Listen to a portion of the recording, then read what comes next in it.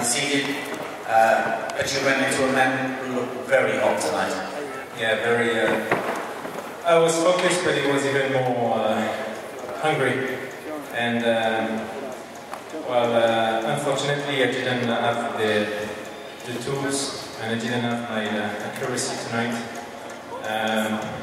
So he took full advantage of my loose balls, and it was too hard to get him out of the tee.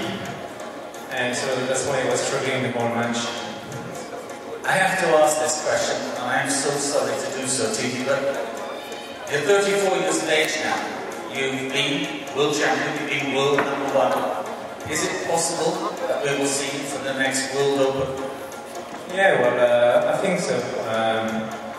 My legs are young enough to reach the quarters, but it's like from the quarterfinal, the pace is just a bit high, you know, just a bit higher. So sometimes it's good, and sometimes I'm just behind, and it's hard for me to follow the rhythm. But I'll come back sure, and I won't give it up. Ladies and gentlemen, that for me is wonderful news. I think it's wonderful news for audiences all over the world.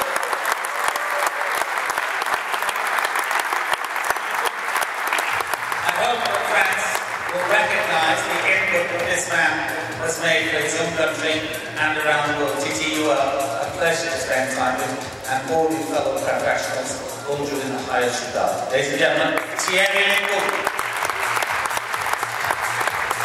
Now, ladies and gentlemen, our #1 seed, double Commonwealth gold bowler, double British Open champion, a word please with Nick Matthew.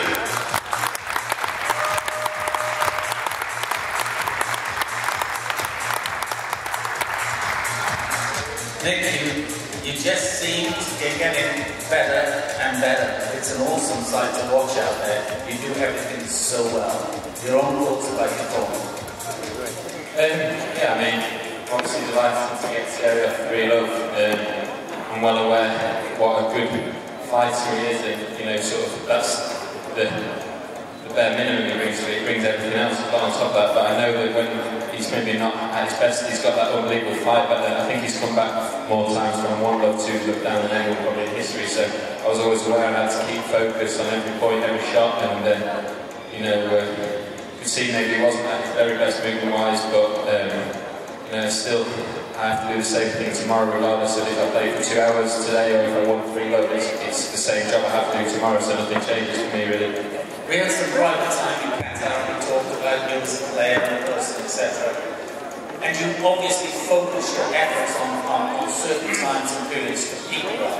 Peak for the Commonwealth Games, which is one of your major targets. You've got 2 gold medals, and you've surely targeted this one. You have to be really happy with the way things are going in. Oh yeah, I mean, to get to semis and be fresh, you know, then I'm over the moon. I think everyone peaks this tournament. It's the biggest tournament in the history of squash, and you know, we've got a fantastic setting. Hopefully the next 2 days we get it packed out. Privileged to have him with me again, and Phil this year. I'm so comfortable with those 2 around, and you know, fantastic support. So we've got no excuse not to do well, really. Ladies and gentlemen, this crazy game of ours produces some really nice guys, but it also produces great athletes and great personalities. He's one of the best, and he'll be back tomorrow night in the semi-final. Please, Nick Matthew.